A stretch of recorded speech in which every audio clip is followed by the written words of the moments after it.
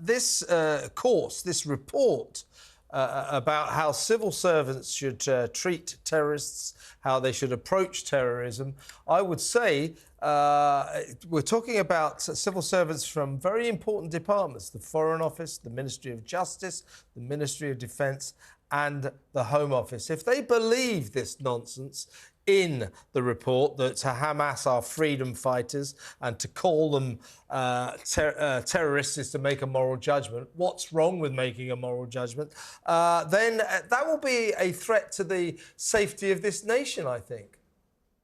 Yeah, and I think the problem is, I read the report and I read the coverage, and my first view was, this is the wrong thing to do. You're looking at, as you said, 4 key areas: Foreign Office, Home Office, Justice Ministry, Ministry of Defence. What's important is, what's the substance of this course? And when I teach it, and when I write about it, and I'm researching it, I look at it from a legal base. You're quite right. Section 3 of the Act about proscribing terrorist organisations, it's not the whim of the Home Secretary. It's intelligence that's been gathered, scrutinised, put together from the Joint Terrorism Analysis Centre. They bring it in from all areas, and then a decision is made whether or not to prescribe an organisation. And we've had these discussions before with you, with both Kevin, with yourself, Kevin and Alex. You know, it's going to be balanced with certain rights: right to freedom of expression and right to freedom of association. But any group that is a threat to our stability, of our democracy, to safety of its citizens, and if they're prescribing violence and hate, then they will become a proscribed organisation. Hamas has been proscribed for many years, for a number of years in this country, and not just in the UK, throughout Europe. Even the European Union have encouraged their member states to prescribe Hamas as a terrorist organisation. And it's interesting, just listening before, the far right. I differentiate with extreme far right, who are the white supremacists, who are neo-Nazis. That's the second major threat to Britain. Islamist is the first major threat to Britain.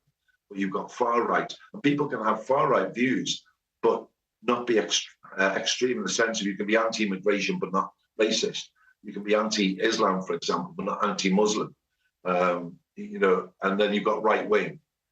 I think you need to differentiate between that. And some of my colleagues in some other institutions, just certainly from other areas that's not law, tend to come up with these views, and I think it's just incorrect. If we're teaching civil servants these issues when it should be a legal-based course, and they know what the law is and they know what they can and cannot do.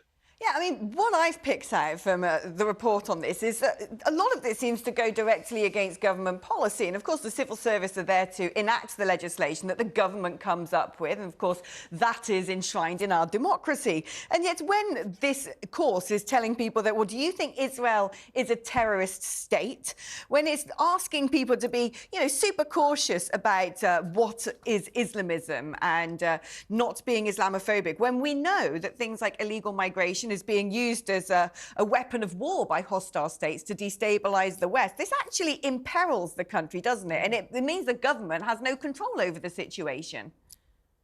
Yeah, and certainly when, I mean, there is terrorism by the state is one category to look at.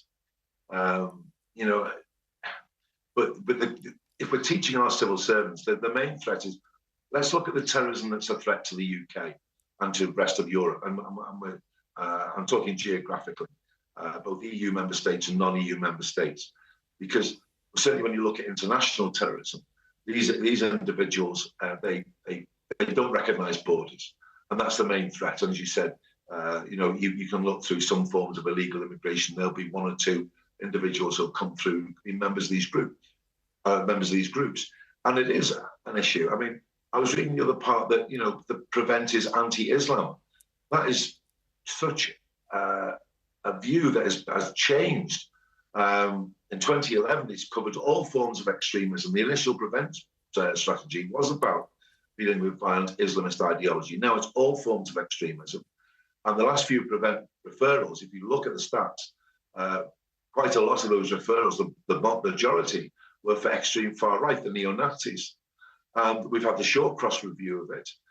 Even he has been vilified on this course. And he made a very he made some really good points in that review. One, there was too much of a focus on far right, when, as I said, you should focus on extreme far right, the neo-Nazis. And also, Islamism is the major threat to Britain. And where I'm sitting in Londonderry, the terror threat is severe, and that's from dissident Irish Republicans. They've still not gone away. And I noticed that they were trying to cover the Irish Troubles. But to the new IRA and the Army of the Republic, here, they are terrorist organisations. They want to bring about a change through violence. And I think this is important to go through. What's the process to prescribe a group? What is terrorism? And I think the best way to look at what is terrorism, go to Section 1 of the 2000 Terrorism Act and look at the legal definition. I say that because that's what investigators use, that's what prosecutors use, the defence solicitors and the judiciary. That is the way to look at terrorism, look at it from a legal aspect. And I think that is a better way of teaching our civil servants. I was going to be, I was going to say, perhaps not don't go to these so-called prestigious universities. You're very welcome to come to Leeds Beckett University Law School. And I'll run a 3-day course. Yeah, well, I mean, you'll give us information. This report by King's College, frankly, David, is propaganda. But